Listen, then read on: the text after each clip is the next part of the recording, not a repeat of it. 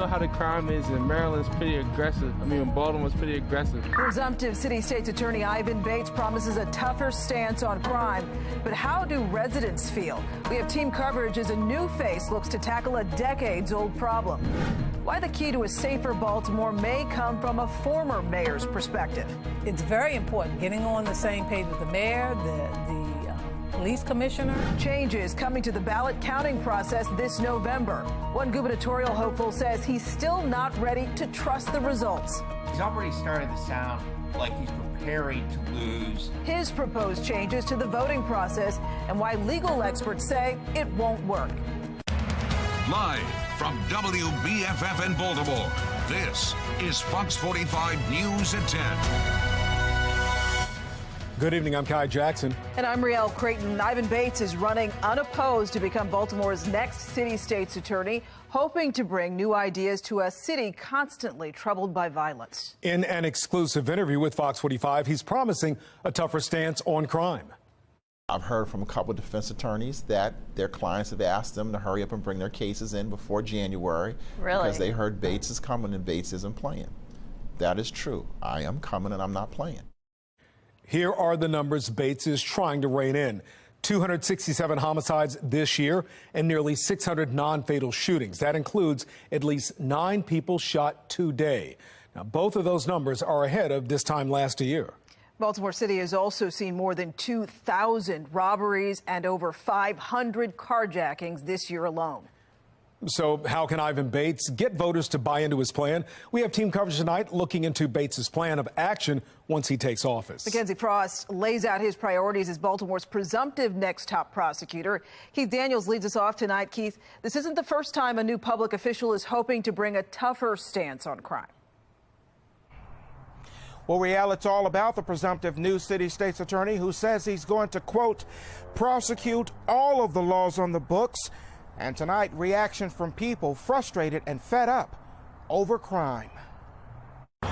In downtown Baltimore, speculation over tough talk. Yeah, I want them to be tougher on crime, yes. The People's Pulse on Ivan Bates, the new presumptive city state's attorney who vows to crack down on crime. I hope he does it.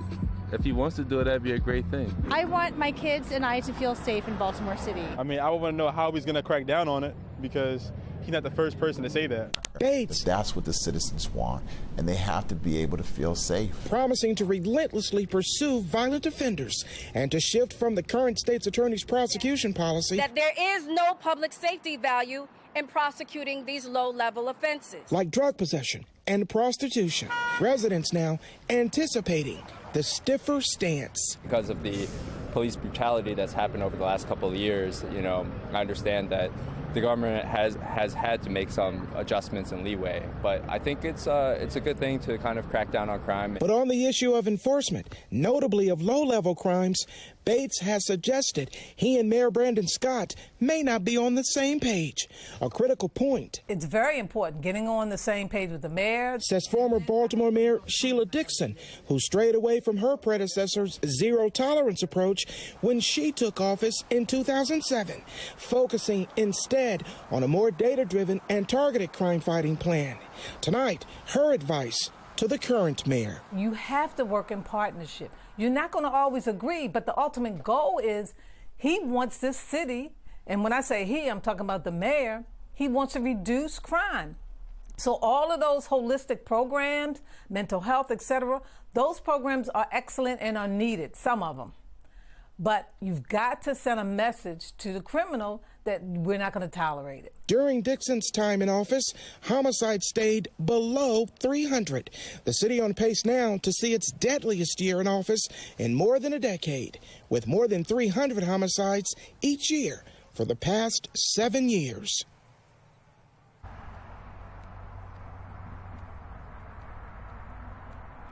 Well, Dixon went on to say it's important for Bates to not only have the cooperation of the mayor, but the police commissioner obviously must also be a part of the plan. We're live tonight. Keith Daniels, Fox 45 News. Keith, thank you. In an exclusive interview, first seen last night on Fox 45, Ivan Bates laid out his vision for a safer Baltimore. Mackenzie Frost continues our team coverage. The wide-ranging interview with the presumptive next state's attorney, Ivan Bates, included a lot of different topics, but there are three main takeaways. Number one, enforcing low-level crimes. Bates says this is one of his top priorities, but to do it, he says that everyone needs to be on the same page, leaders from the top to the bottom. Until we're able to have that agreement with everybody, we don't want the confusion with the police. It'll be confusion in the community. If we do not come reach, the police commissioner serves at the pleasure of the mayor.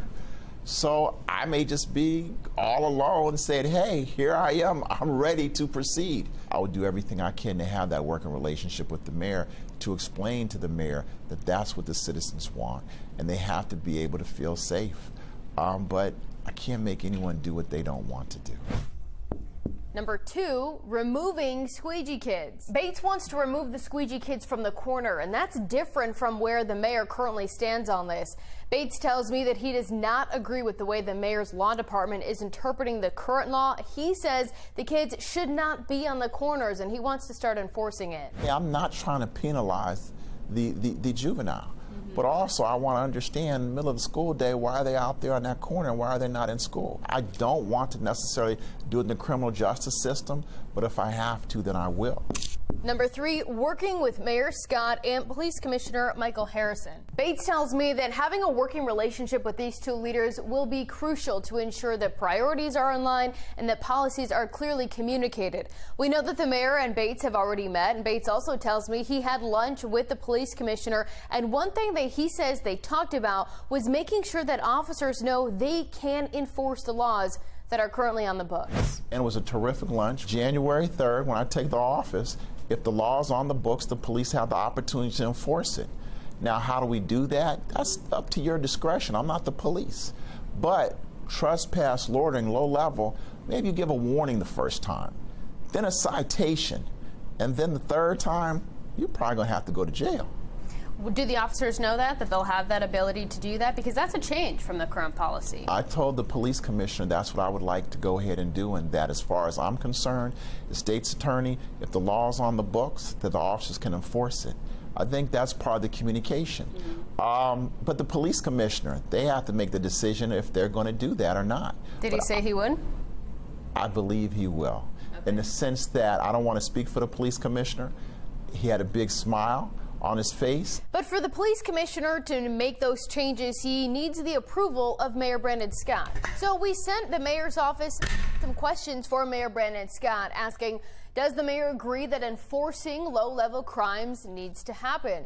Has Mayor Scott directed Police Commissioner Michael Harrison to tell officers to enforce these laws? Will Mayor Scott allow BPD officers to move squeegee kids from the corners and issue citations if necessary? Meanwhile, Governor Larry Hogan is responding to what Bates said in the interview, saying that he's impressed with Bates's plans to apparently hold violent crimes accountable. He really does appear to be focused on wanting to make changes and to do something about violent crime in Baltimore, and I think that's a positive step. And the police has obviously an important role, the mayor has a role, but a prosecutor that doesn't want to prosecute criminals is not holding people accountable, and a new prosecutor that wants to prosecute criminals hopefully will make people more accountable. It's clear that Ivan Bates says he has a plan that he believes will tell criminals in Baltimore things will be different when he gets into office. Now we'll have to wait and see how Mayor Brandon Scott responds.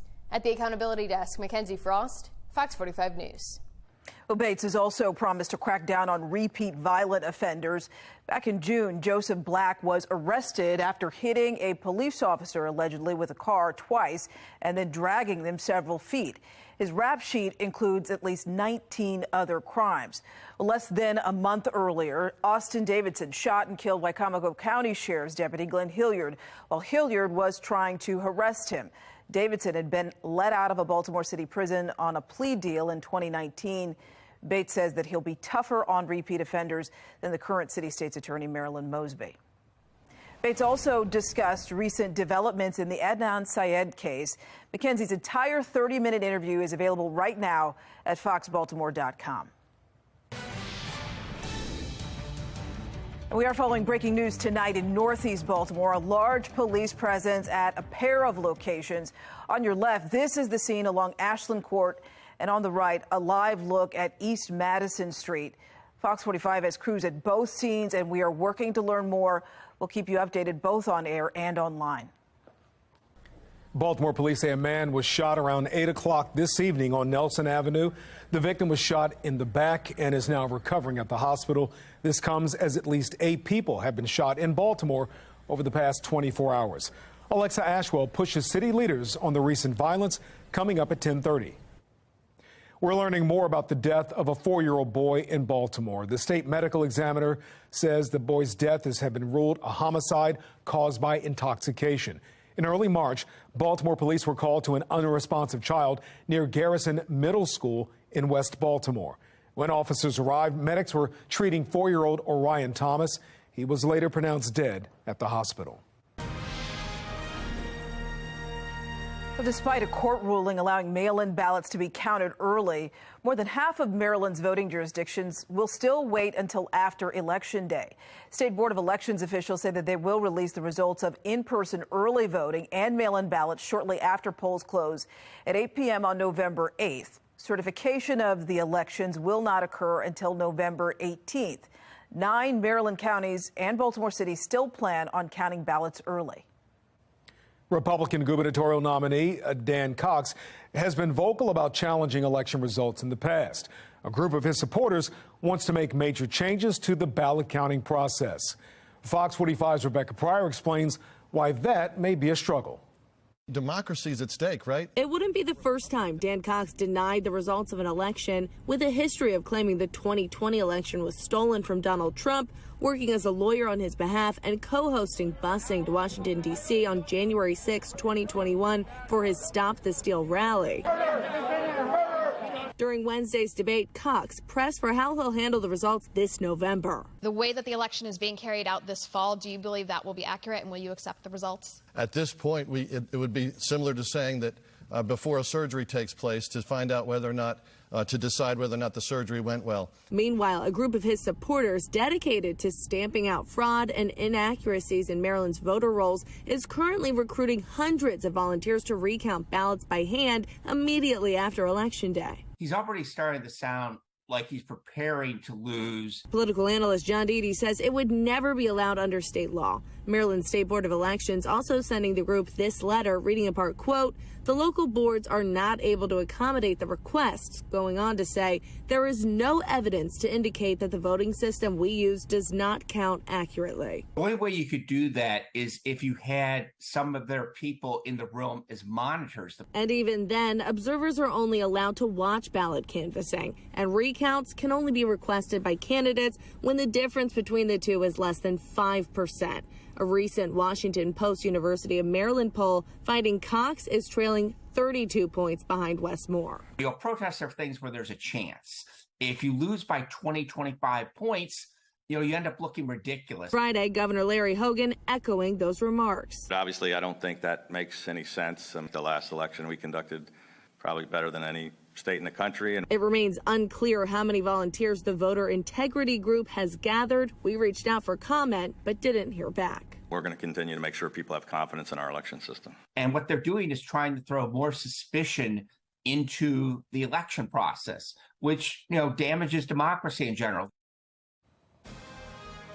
Well, here are some of the key election dates that you need to remember. Early voting begins October 27th and ends November 3rd.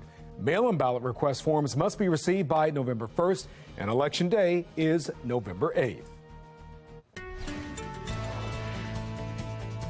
It was a beautiful day in Maryland today. The annual sailboat show kicked off in Annapolis today, and of course we were jealous because Rebecca Pryor was down there having a great time on the yachts. She did not bring us back the boat. She did not bring us back a boat. But she did offer for us all to pool our money for $3 million. Right. She thinks we're making that kind of money. Yeah. Hey, gang, we can always write a check. Yes.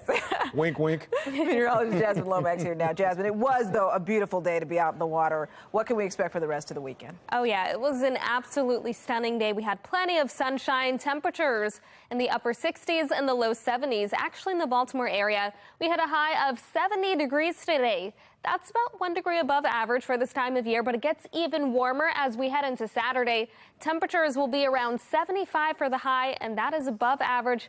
It'll be a great day to spend some time outside. However, this is the highest we'll be for the next several days. As we head into next week, we are looking at a couple of cold fronts, and that's going to knock our temperatures down tremendously. I'll let you know how low those numbers get coming up in my full forecast. Back to you. Coming up on Fox 45 News at 10, 1 month into the school year and test scores aren't where teachers had hoped. How issues in Maryland schools highlight a national concern.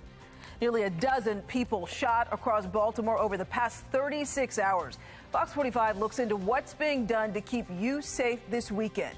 And former President Donald Trump responds to calls for him to testify about January 6th, why he says he'll make an appearance under one condition.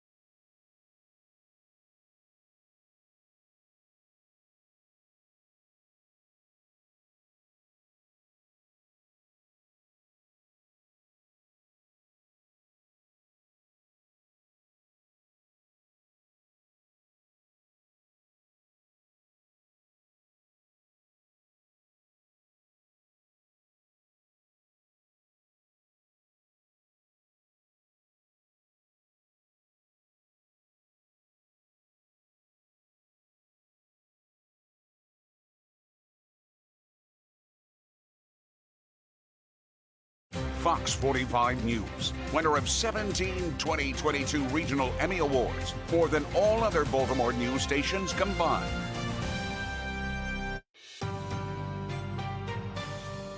There is no place in our schoolhouses for aggressive behaviors. We've strengthened our processes and rules and deployed additional supports to schools.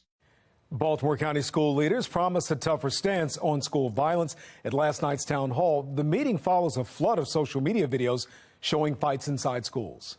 School issues have been brewing in Baltimore County for months. The Board of Education held a meeting in June to decide whether to remove Superintendent Darrell Williams. Some county council members and parents wanted him out over school safety concerns and lower test scores. He was never formally asked to leave. Education issues are expected to play an important role in the upcoming midterm elections, not just in Maryland. National correspondent Kayla Gaskins has the story. American children continuing to struggle academically. ACT scores for 2022 falling to the lowest levels in 3 decades. ACT CEO Janet Godwin calling the magnitude of decline this year particularly alarming. Officials in Rhode Island also sounding the alarm after a report released Thursday found the state's public education system, quote, in a state of crisis that worsened considerably during the pandemic. Only 1 in 5 Rhode Island students showing proficiency in math.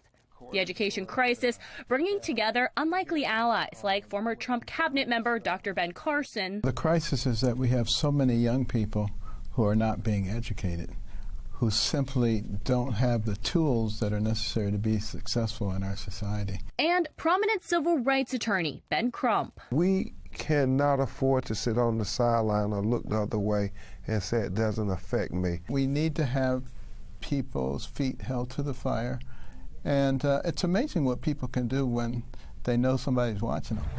Crump attempting to hold the city of Baltimore's feet to the fire, joining a lawsuit to hold the public school system accountable for poorly educating students. It is on you, Baltimore, right now to say, why are we keep getting the same results when everything that you've asked for, that you've been given?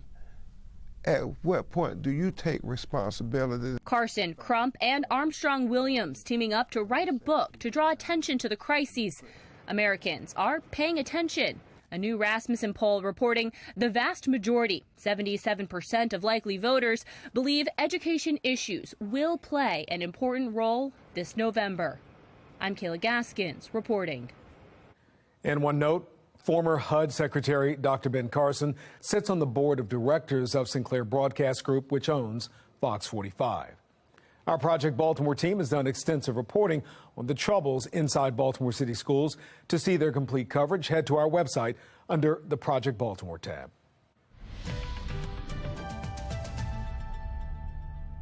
Well, as air travel returns to pre-pandemic levels, TSA agents are reminding passengers not to travel with items like pocket knives or any tool longer than 7 inches. One agent says most of the weapons he sees aren't intentionally packed by passengers. A lot of passengers, similar to this here, they say, well, it's just a hammer. I think this was won at an award. So to the passenger, this is an award. This is not a hammer to a passenger, but you could hurt somebody with this. And we see things like this all the time. Well, agents recommend double checking your bag before leaving for the airport, taking time to check the side pockets in your suitcase or backpack. A complete list of banned items is available on the TSA app. It looks like a great day to spend some time outside tomorrow. Temperatures will be a little higher than they were today. We'll reach the mid-70s. Then numbers start to fall as we head into next week. We'll be in the low 70s on Sunday with mostly cloudy skies. Then we have rain on Monday. And after that, it really gets cool as we head into the middle of the week. I'll let you know what you can expect as coming up in my full forecast.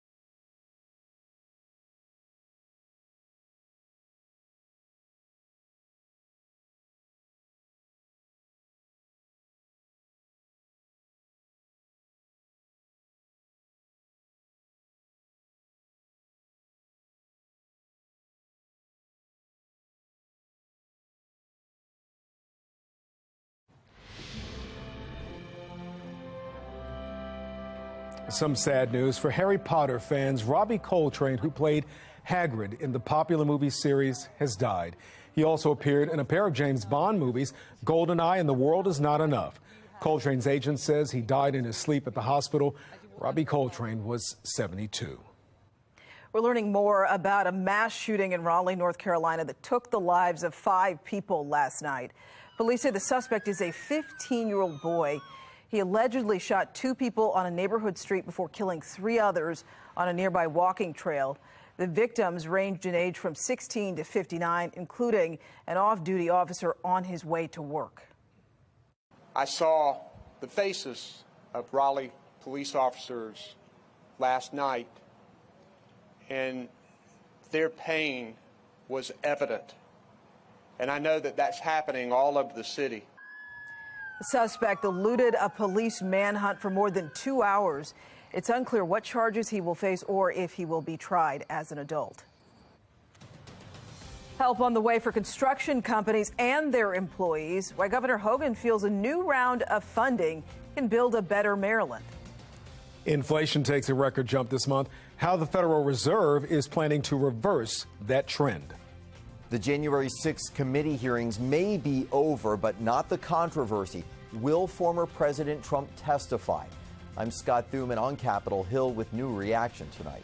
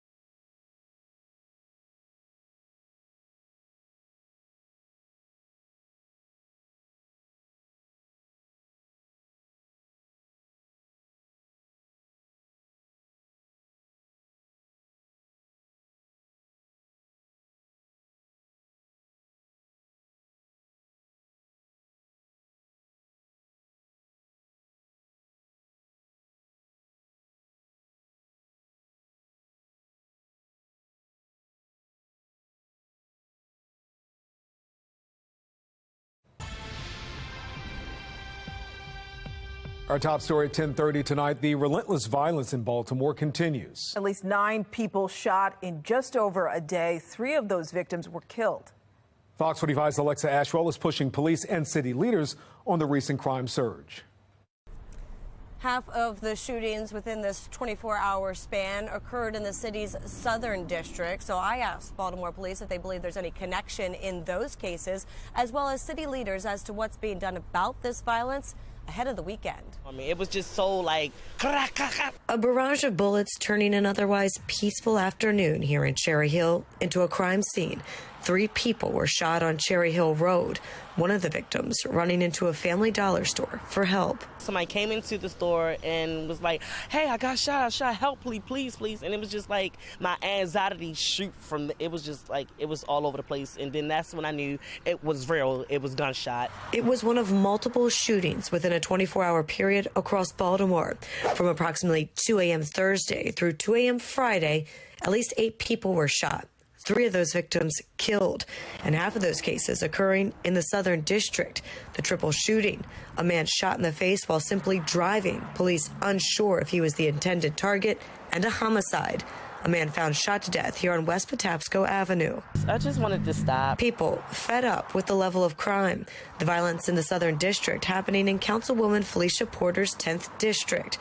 Fox 45 News sending the councilwoman a list of questions asking, are you concerned by this amount of violence happening in the Southern District and within a 12-hour period? Have you been in contact with Baltimore police about the violence? Is there any information you can relay to the public who may be concerned and left with questions about the violence? And what can you do as councilwoman to help address the issue? Questions as fear grows. This is how communicate. I did receive a statement from Porter's office. It reads in part, quote, given the escalation in violence in South Baltimore in recent weeks, I have contacted Major Robert Velte and Captain David Brust requesting an updated deployment strategy regarding District 10 neighborhoods that fall within their jurisdiction, prioritizing both hotspots and our community assets like our major shopping centers. I did ask Baltimore police if they believe any of those 3 cases in the Southern District are connected. A spokesperson said they're looking into any possible connection with any of the cases. A motive has not yet been released. In Baltimore, Alexa Ashwell, Fox 45 News.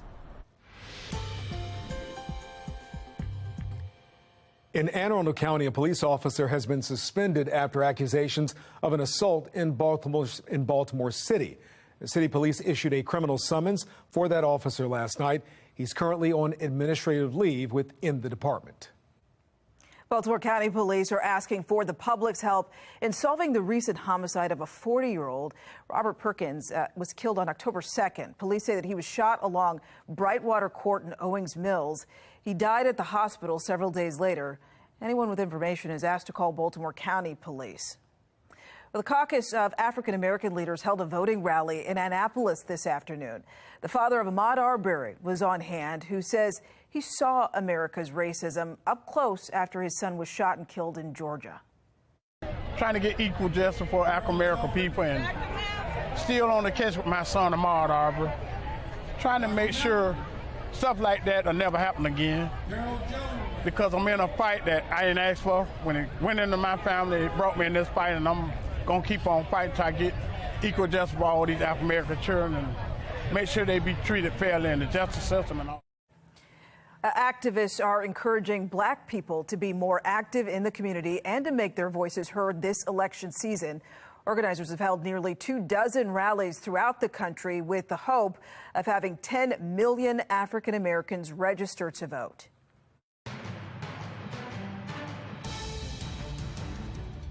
Nobody comes, I'm going to punch him out. This is my mom. I would pay to see that. I'm waiting for this, for trespassing on the Capitol grounds. I'm going to punch him out, and I'm going to go to jail, and I'm going to be happy. New video surfacing at this week's January 6th hearing shows the moment's top congressional officials were still inside the Capitol during the riots. Now, we just heard from House Speaker Nancy Pelosi when she learned former President Trump would potentially be at the Capitol. We go live to Washington, D.C. right now as the former president himself has been called to testify. We're now hearing from Trump and others about what they feel are the next steps. Chief Political Correspondent Scott Thuman explains.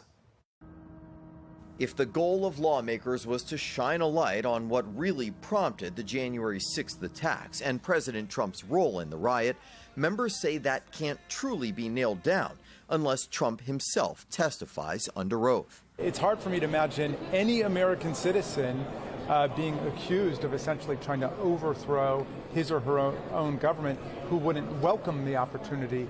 Trump, in a new letter addressed to the members, called it a committee of highly partisan hacks and thugs, insisting in the headline the presidential election of 2020 was rigged and stolen, something his former chief of staff said has been debunked.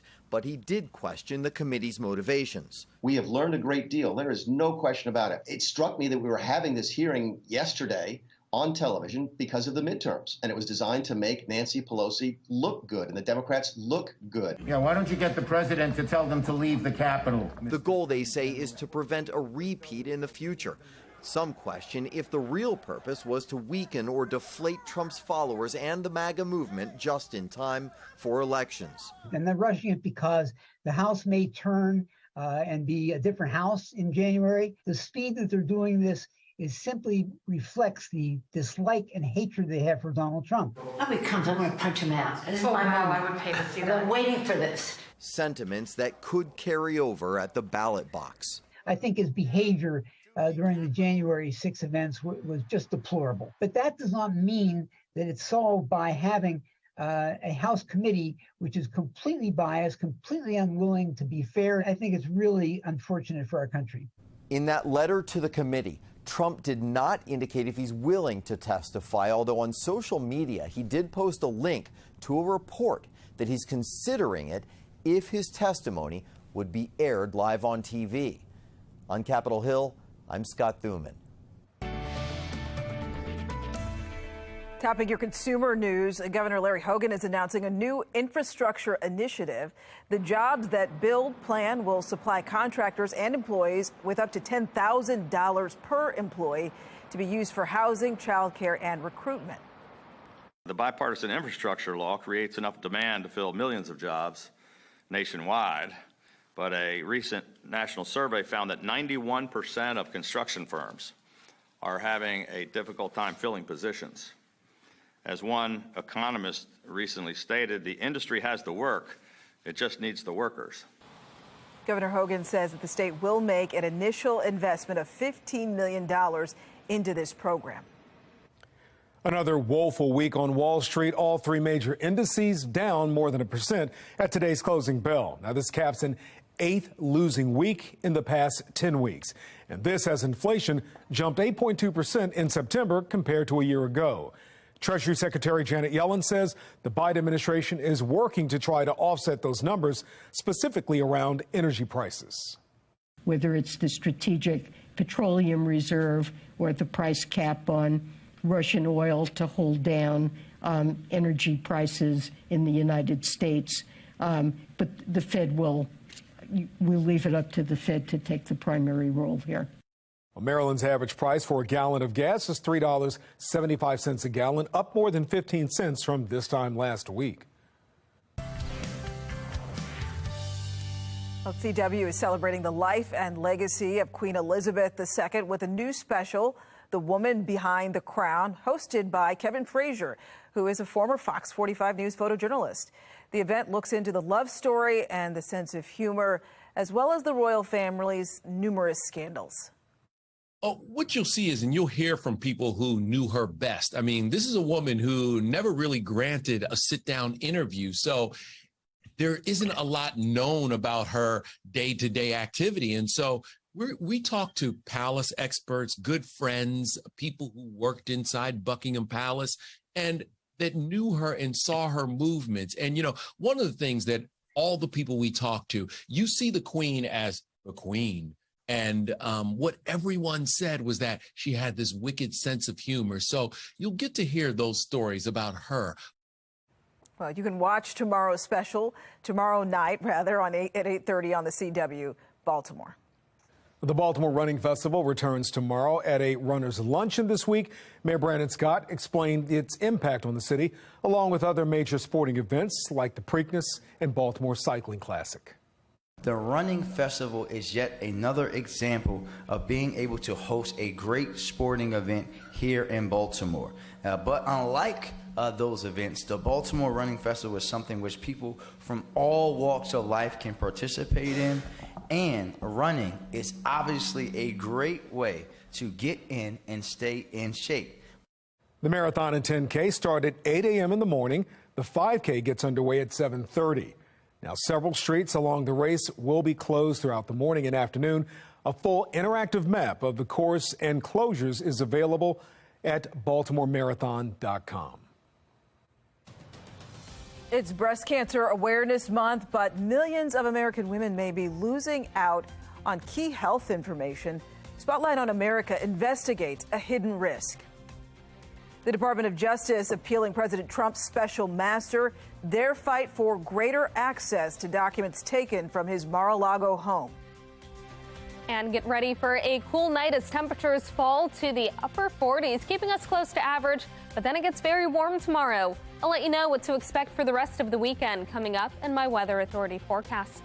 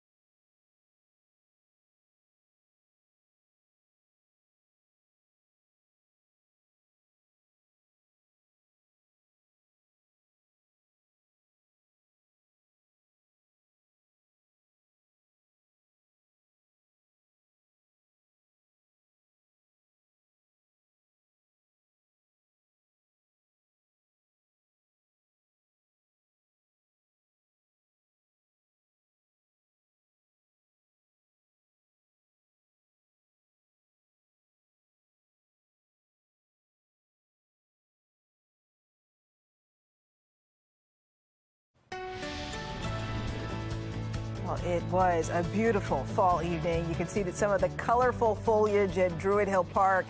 Jasmine, what can we expect this weekend? Hoping for a great Saturday. Oh, yeah, it looks great if you're planning on viewing fall foliage around the state. It's starting to look better. Almost all of the state now seeing those leaves change colors. Toward western Maryland, they're closer to that peak. So expect great foliage this weekend and great temperatures if you plan on being outside. Today was a great start to the weekend with temperatures in the 60s and low 70s. However, it does get a little bit cooler. Right now, we're sitting at 75 with clear skies and calm winds. Temperatures across the state now in the 50s, a little bit cooler toward western Maryland, and these numbers keep falling overnight. We're looking at the 40s and the 50s as we head into tomorrow morning. Then by the afternoon, a pretty nice warm up. Temperatures will reach the low to mid 70s, and that will keep us above average for this time of year. So that means a little bit warmer than the temperatures we had today. Now, we're keeping watch on this warm front that will lift north. And then we're also keeping watch on this cold front that will lead to cooler temperatures once we get into Sunday. Notice we start off nice and quiet tomorrow with lots of sunshine and just a few clouds. That warm front lifts north, and then we're talking temperatures in the 70s by the afternoon. By the night, the cold front starts to move into the state, and that could lead to a few stray showers, but we stay mostly dry as we start off the morning. However, there could be a couple of stray showers later in the day and then into the night. 47 for the low temperature. It'll be cool and clear, and then tomorrow it looks great. Plenty of sunshine as temperatures reach 75. It will be a little breezy at times with gusts around 20 miles per hour. Now heading into Sunday, you will notice that it does feel a little bit cooler. Temperatures then only around 70 degrees with mostly cloudy skies. Then we've got the chance for a few showers on Monday. Temperatures around 68. And behind a cold front, it gets cooler. We've got the 50s through the middle of the week. Then we warm back up to the 60s by the weekend. Back to you.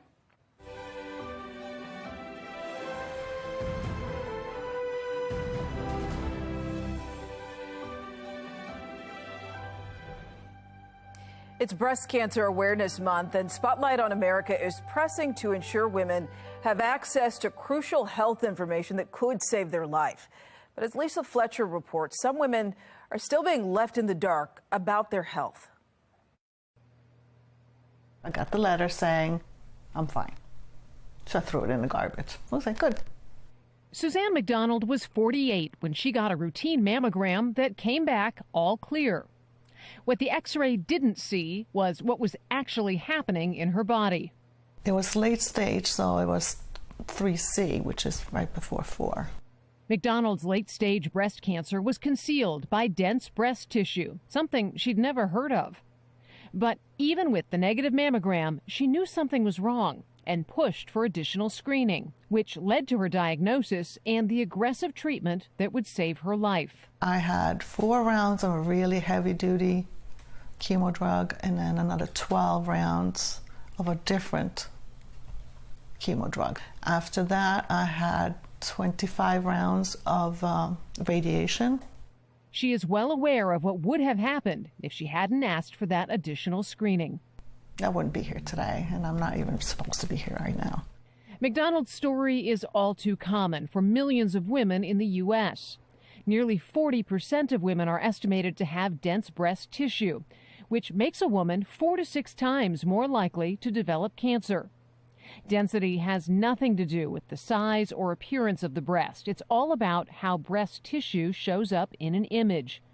Dense tissue is white, the same color as tumors, which can make it very difficult to spot abnormalities in a mammogram. Like a polar bear in a snowstorm, white against white, you don't see it. So we've been missing tumors all the time. New York radiologist Dr. Robert Bard told us the lack of contrast in these images means millions of women could miss their best chance at early detection. How important is it for a woman to know that she has dense breasts?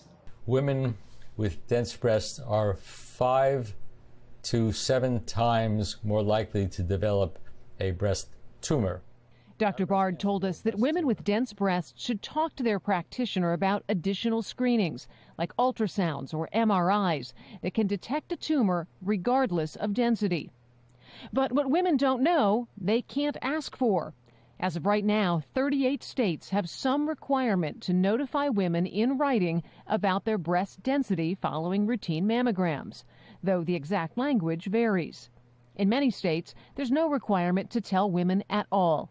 This is about saving lives. You understand that. Congresswoman Rosa DeLauro has been fighting to inform women about their density for more than a decade. I introduced legislation 2011, 2012, 13, 14, 15, 2017. The victory came in 2019 when Congress mandated that the FDA come up with universal language that would force every mammogram letter to include information about density. But as of today, that language still hasn't been finalized, meaning women across the U.S. are not receiving critical information. This month, DeLauro wrote to the FDA's commissioner, saying, quote, women and their loved ones cannot wait any longer. What is the timeline? When are we going to get this? 3 years is long enough for us to be able to get that rule. In the meantime, you got 3 years. That means women are at risk. Spotlight on America has been asking similar questions to the FDA since we first reported on this issue more than a year ago.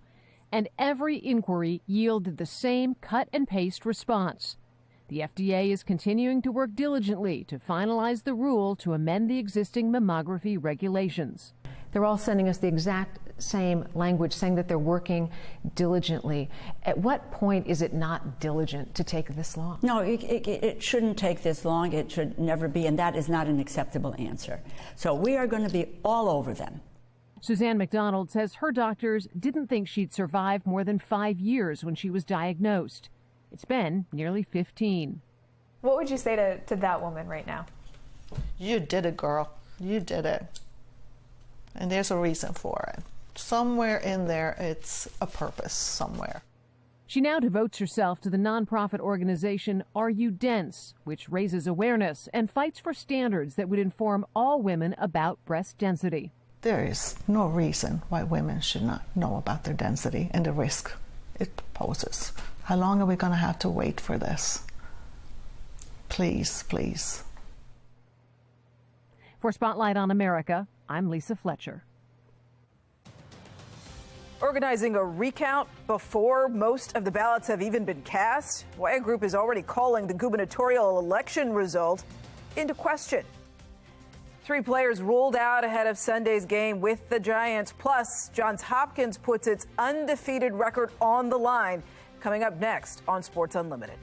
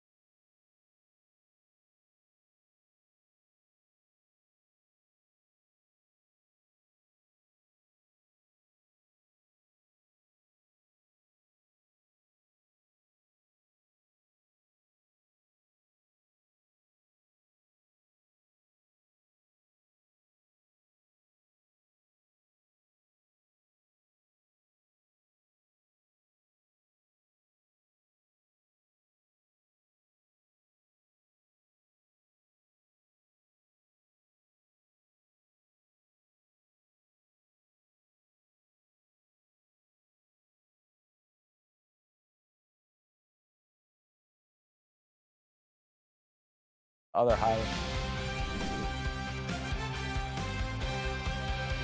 No Rashad Bateman for the second straight game as the Ravens get set for their second trip to MetLife Stadium. Bateman is still dealing with a foot injury, so expect Devin Duvernay to step up again. Welcome into Sports Unlimited. The Ravens got back to work Friday ahead of Sunday's game with the Giants. Bateman, one of 3 players, ruled out for the showdown in East Rutherford. Linebacker Justin Houston and offensive lineman Ben Cleveland have also been ruled out. Houston dealing with a groin issue, Cleveland a foot injury. Justice Hill returned to practice on Thursday. He's doubtful.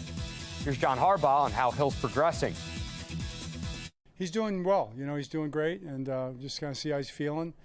He felt pretty good a couple of days right after it, so that was always a good sign. You know, the day or two after was encouraging, so it's just been progressing since then. Johns Hopkins has dominated its opponents en route to a 5-0 start.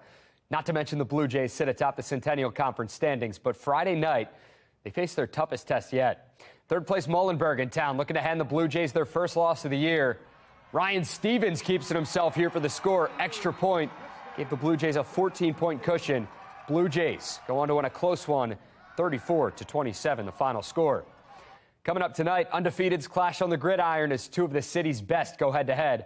Will it be Dunbar or Poly moving to 7-0? Find out when Sports Unlimited returns. A promise to get tough on crime, but it's not the first time we've heard it. Looking back at past pledges to stop violence as the likely next city state's attorney promises change. We're following breaking news. 2 crime scenes with large police presences in Northeast Baltimore. What we know so far.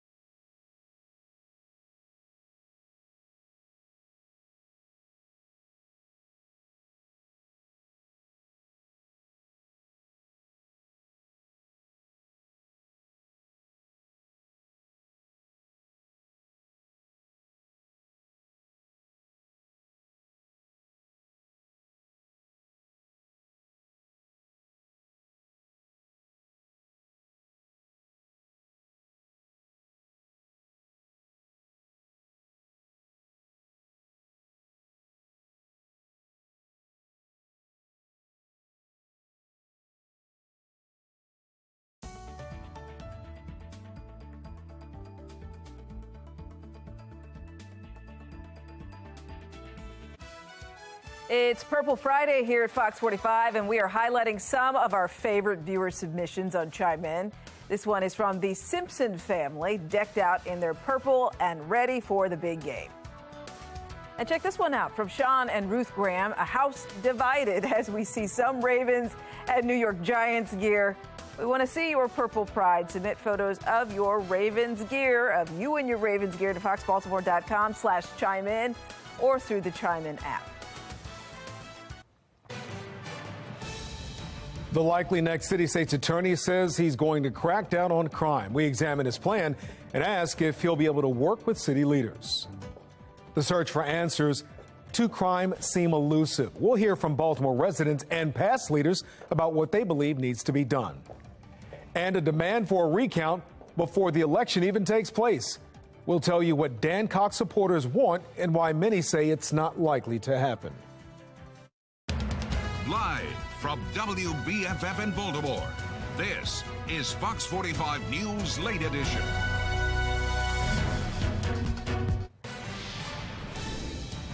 We have breaking news tonight out of Northeast Baltimore. There's a large police presence at a pair of locations. On your left, the scene along Ashland Court. On the right, a look at East Madison Street.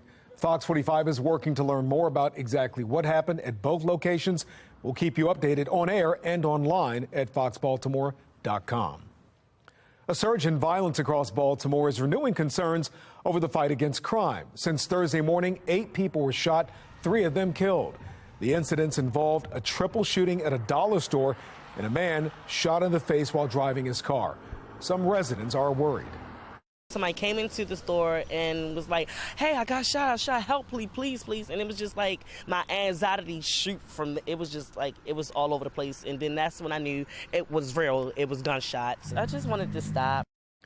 Baltimore police say that we're on pace to see more homicides and non-fatal shootings this year. So far, there have been 267 killings compared to 263 this time last year. 578 people have been shot and survived compared to 567 this time in 2021. Ivan Bates, the likely next city state's attorney for Baltimore, has promised to take a harder stance on crime than his predecessor. We have team coverage on the crime crisis and Bates' plan to stop it. Mackenzie Frost spoke with him one-on-one in a Fox 45 News exclusive. First, Keith Daniels examines past promises to fight crime. Well, it's all about the presumptive new city state's attorney who says he's going to, quote, prosecute all of the laws on the books. And tonight, reaction from the people, frustrated and fed up over crime.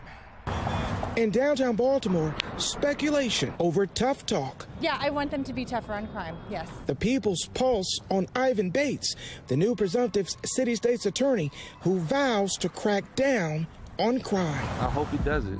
If he wants to do it, that'd be a great thing. I want my kids and I to feel safe in Baltimore City. I mean, I want to know how he's going to crack down on it because he's not the first person to say that. Bates. That's what the citizens want, and they have to be able to feel safe. Promising to relentlessly pursue violent offenders and to shift from the current state's attorney's prosecution policy. That there is no public safety value in prosecuting these low-level offenses. Like drug possession and prostitution. Residents now anticipating the stiffer stance. Because of the police brutality that's happened over the last couple of years, you know, I understand that the government has had to make some adjustments and leeway, but I think it's a good thing to kind of crack down on crime. But on the issue of enforcement, notably of low-level crimes, Bates has suggested he and Mayor Brandon Scott may not be on the same page. A critical point. It's very important getting on the same page with the mayor, says former Baltimore Mayor Sheila Dixon, who strayed away from her predecessor's zero-tolerance approach when she took office in 2007, focusing instead on a more data-driven and targeted crime-fighting plan. Tonight, her advice to the current mayor. You have to work in partnership. You're not going to always agree, but the ultimate goal is he wants this city, and when I say he, I'm talking about the mayor, he wants to reduce crime. So all of those holistic programs, mental health, etc., those programs are excellent and are needed, some of them. But you've got to send a message to the criminal that we're not going to tolerate it. During Dixon's time in office, homicide stayed below 300.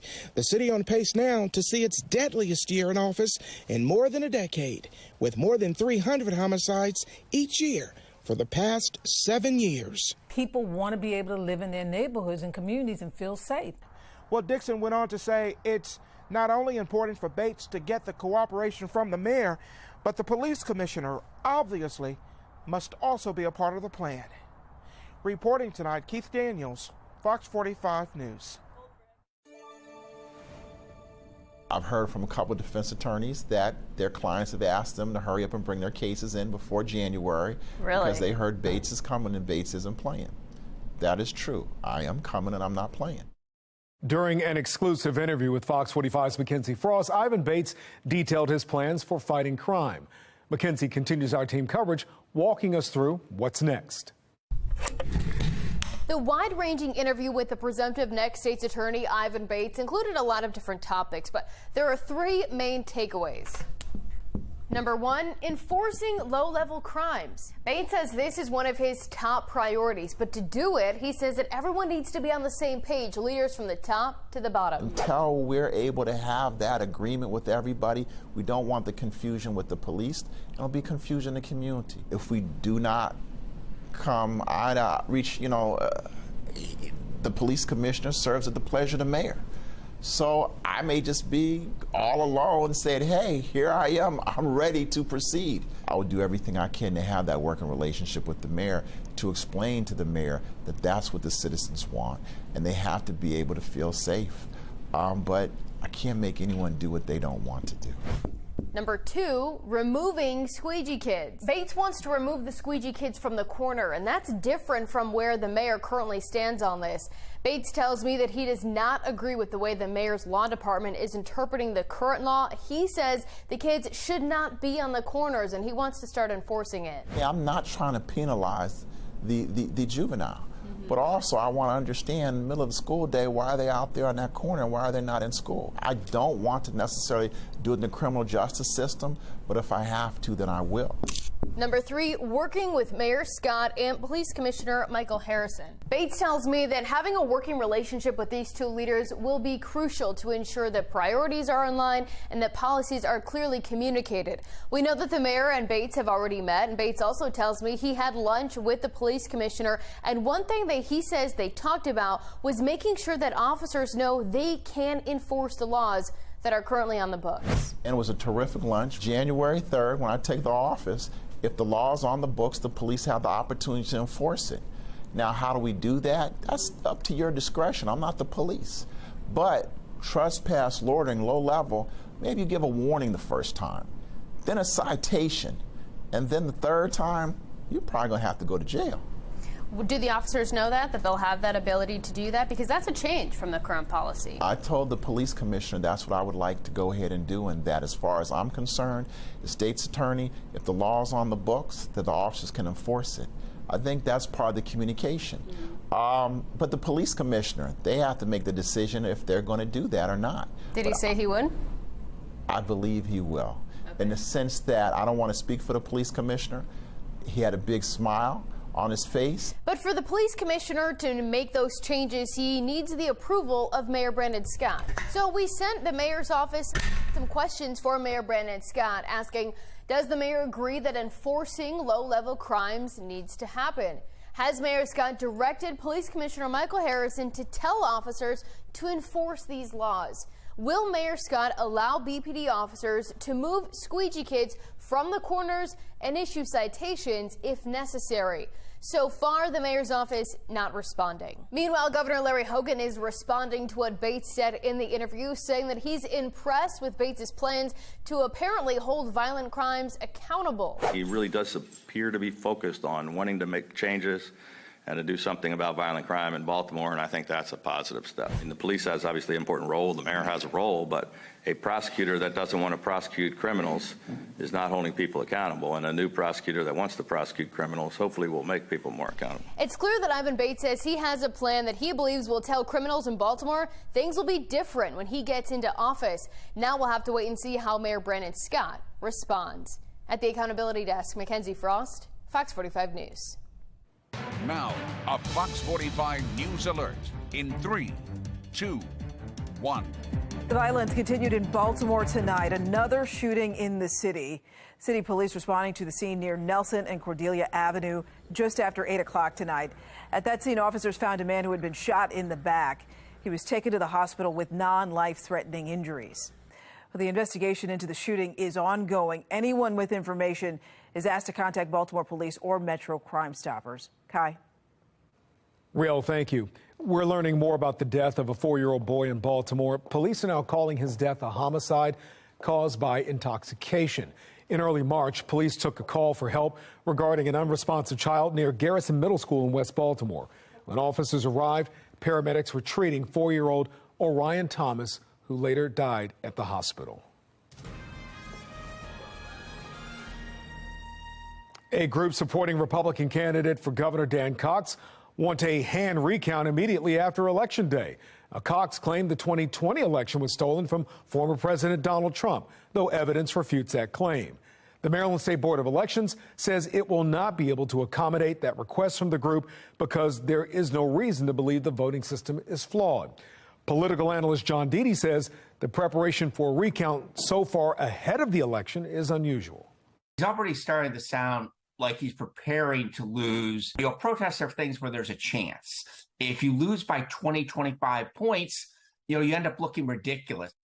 Well, a recent Washington Post University of Maryland poll finds Cox trailing 32 points behind Democratic candidate Wes Moore. Governor Larry Hogan is also criticizing the plan to hold a recount. Obviously, I don't think that makes any sense. The last election we conducted probably better than any state in the country. And recounts can be requested by candidates only when the difference between the two is less than 5%. Here are some key dates to mark down on your calendar. November 8th, of course, is Election Day. Early voting opens October 27th and runs through November 3rd. Mail-in ballot request forms must be received by November 1st. And remember, same-day registration will be available Election Day with proof of address. Violent crime across the country could have a massive impact on midterm elections. A look at how it could sway voters. And an attempt to break barriers for those looking to get back to work. How the governor is trying to provide a boost to infrastructure jobs.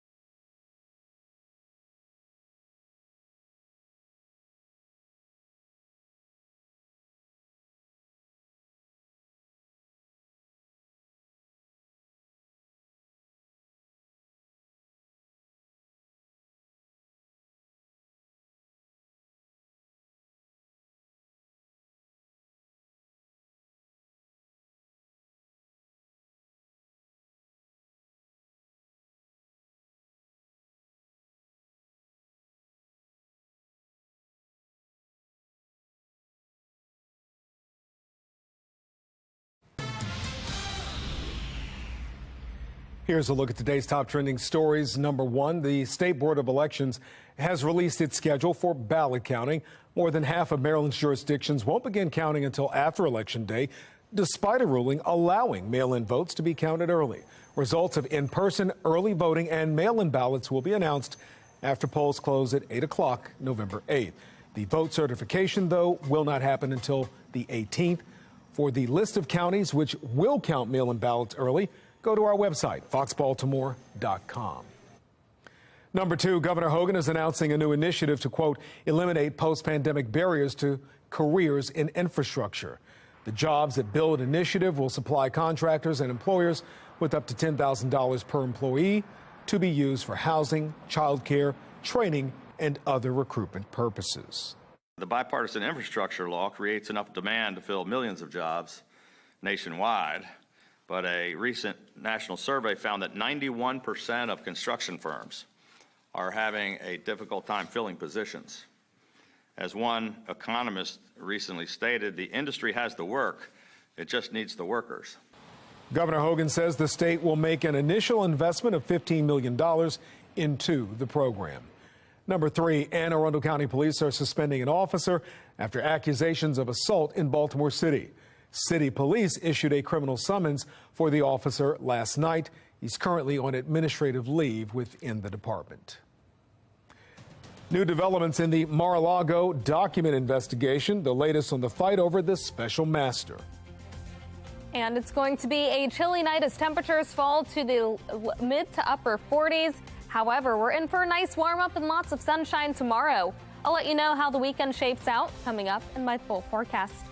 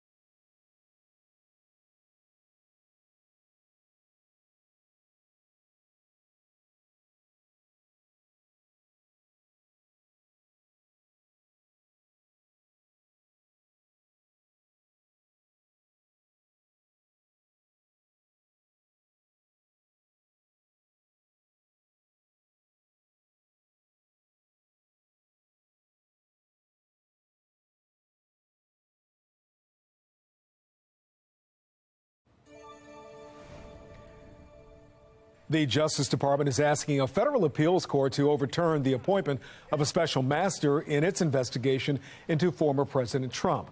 The appointment was granted at Trump's request to determine which of the documents taken from Mar-a-Lago can't be used by the government due to claims of legal privilege. The DOJ is asking an appeals court to invalidate the appointment and stop the review of documents. The Biden administration announced new funding for Ukraine. The U.S. will send another $725 million in military aid. The announcement follows a NATO meeting with allies from around the world pledging more weapons to support Ukraine's defenses. It was another gorgeous day and a great start to the weekend, especially after the rain that we had yesterday. We had plenty of sunshine, temperatures in the 60s and 70s, and it gets even better tomorrow. First, we're dealing with cool temperatures, 49 with clear skies over Baltimore and calm winds. Temperatures across the rest of the state are mainly in the 40s and the 50s. We are one of the lower spots. Other spots around us in the 50s, but we're all looking at a cool down overnight. Expect 40s and 50s as you head outside. These numbers will fall just a little bit farther from where they are now. Then by the afternoon, we're expecting lots of sunshine, high temperatures, warmer than they were today. We'll be in the low to mid 70s, and it looks great if you're planning on spending some time outside. We've had high pressure dominating our weather, but that's going to depart toward the Atlantic. Now we're watching this weather maker, this warm front, and then the cold front behind it. Those will move through tomorrow, and that is going to impact our weather. Notice as we head into the morning, we start off with plenty of sunshine and just a few clouds. That warm front lifts to the north, and then our temperatures rise to the 70s. Behind that, though, the cold front quickly follows. We'll have mostly cloudy skies overnight into Sunday morning, and there could be a couple of very early stray showers. Expect mostly cloudy skies and possibly a few more stray showers later in the afternoon. It's the night when we have that next chance for rain, and that continues into Monday. 47 and quiet and clear overnight. As temperatures fall to the 40s again, that's actually close to average. Winds will be out of the southeast around 5 miles per hour, and it looks great for a trip to the pumpkin patch or corn maze tomorrow. 52 around 8 a.m., 63 around 11, and then we're back to the 70s by the afternoon. Highs will be around 75, so warmer than average for this time of year, but expect plenty of sunshine. Also, it will be breezy at times with gusts up to 20 miles per hour. As we head into the night, those numbers begin to fall and more clouds start to move in.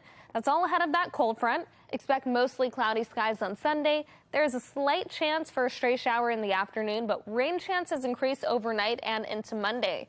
Temperatures go from 70 on Sunday to 68 on Monday with more rain. Then we dry out as we head into the middle of the week, but we also cool down. 55 on Tuesday, 56 on Wednesday, and then 58 on Thursday. Overnight lows will be in the 30s, but as we head into the weekend, we finally start to warm back up to the 60s, and we stay mostly dry. Back to you. Jasmine, thank you. Crime and politics are always linked. How a surge in violence could affect the upcoming midterm elections.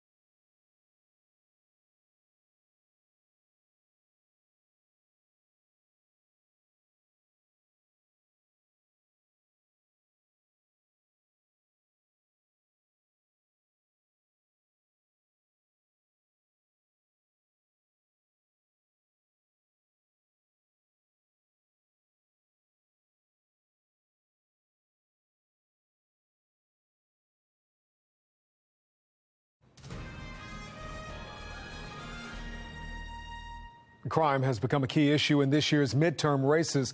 National correspondent Kayla Gaskins has details on how it could impact key races. It's been a tragic week for law enforcement across the country. According to the National Fraternal Order of Police, at least 12 police officers have been shot in the line of duty, with deadly incidents happening in Connecticut, Pennsylvania, South Carolina, and Nevada. They protect us. They take care of us. How can they do that? I mean, it's horrible. With less than a month until the midterm elections, crime has become an increasingly important issue for voters, ahead of unemployment and abortion. And Republicans have taken note. NPR reports that the GOP spent nearly $40 million on crime-related ads in September. He'd release 1/3 of prisoners. In swing states like Pennsylvania, Ohio, and Wisconsin, where Senate seats are up for grabs, crime and policing have become hotly debated issues. The problem with the whole defund movement, which he has been a big supporter of, it dispirits law enforcement. They're having a hard time recruiting members, and we aren't going to have the law enforcement officers we're going to need to reduce crime. The American Rescue Plan allowed our administration to invest $100 million in the law enforcement, public safety, and crime prevention initiatives. Ron Johnson voted against it because he would rather play politics. A recent Monmouth University poll shows that 72% of Americans believe that crime is an extremely or very important issue. Just 32% approve of how President Biden has handled it. Things like defund the police are very, very unpopular. And there is a concern among both parties that perhaps some in the legal system are more concerned with the rights of the criminals rather than the rights of the victims. With Election Day right around the corner and the opportunity to control the House and Senate at stake, both parties' messaging will be critical. I'm Kayla Gaskins reporting. Wink Martindale and the Ravens will meet for the first time since parting ways. The respect the Ravens' former DC has for Lamar Jackson.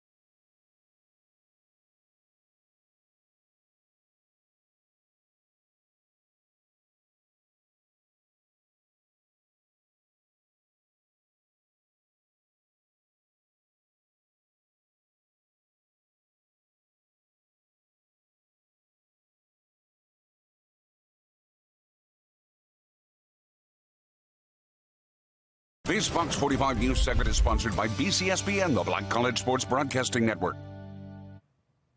Breakups stink, plain and simple. It's never easy seeing your ex for the first time, but you get a sense of closure. Sunday, the Ravens face the Giants and their former defensive coordinator, Wink Martindale. And while the two sides no longer talk, Martindale still has the utmost respect for Lamar Jackson and this football team. Shout out to Lamar. He gave me a shout out, so I had to give a shout out back to him. My relationship with Lamar, I love the guy.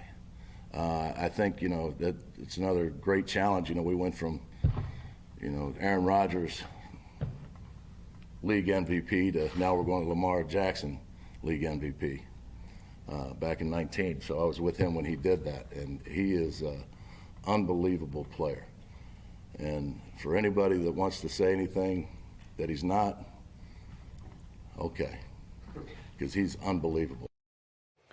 Big-time city matchup as undefeateds Poly and Dunbar met at the home of the Poets. Savion Witherspoon fires to Tony Hart, throws on the burners, and he is gone. Dunbar on the board, Poly looking to answer. Jason Lindsay to Nathan Gordon. Big pickup on the play for the Engineers, but it's Dunbar moving to 7-0 with a 24-6 win. Calvert Hall and Gilman battling it out at the home of the Greyhounds. Gilman in the red zone. Matt Parker looks left, rolls right, looking end zone, and he's got DeJuan Lane. He's like, yeah, I just did that. Calvert Hall's turn to answer. Noah Brannick swings it to Dan Harper Jr. and watch him tightrope the sideline on his way to the end zone. Great concentration there. This one back and forth all game long. Cardinals win at 35-28. Navy in search of its second straight win and third in 4 games, taking on SMU. Mustangs would strike first on a field goal. Tanner Mordecai swings to Dylan Goffney, cruises in for 6. Midshipman got on the board right before the half. That's when Ty Lavatai airs it out, and Vincent Terrell makes a heck of a grab. This game saw a 10-minute delay because the SMU horse went number 2 on the field. No, I'm not lying. Navy falls in this one, 40-34 the final. Johns Hopkins looking to move to 6-0 on the year. Blue Jays hosting Muhlenberg in a big Centennial Conference matchup. Ryan Stevens keeps it himself for the score. Extra point gives the Blue Jays a 14-point cushion. Muhlenberg wasn't going anywhere, though. The Mules cut it to 7 with 9 minutes to go, but the Johns Hopkins defense stood tall in the very end. Blue Jays win a close one, 34-27 the final score. McDaniel on the road looking for its second straight win. Green Terror down 25 in the second. Jared Snow drops back to pass, airs it to Hunter Sigler, and 8-4 makes a heck of a catch. He had 2 on the night, but it wouldn't be enough. Ursinus, too much for the Green Terror in this one. McDaniel drops a tough one, 56-17 the final score. A ton of great college football games will grace your TV Saturday, including this one. Bowie State will welcome number 11 Virginia Union to town. All fans are asked to wear all black. With a blackout, you can expect the atmosphere to be electric. Just ask Stan Luter. The Golak kid, the quarterback, he's special. He's a drop-back quarterback. Did you guys know him because he went to Morgan before he came to Bowie? So I think that after watching him last week against Virginia State, anybody that thought the demise of Bowie State was here, you're sadly mistaken. They may lose the game to Virginia Union, I don't know, but Bowie State's a very good team, and I'm telling you what, Saturday's going to be nice. Saturday's going to be real nice. Get your popcorn all day for that one. That's it for Sports Unlimited. I'm Rocco DeSangro. Have a great night.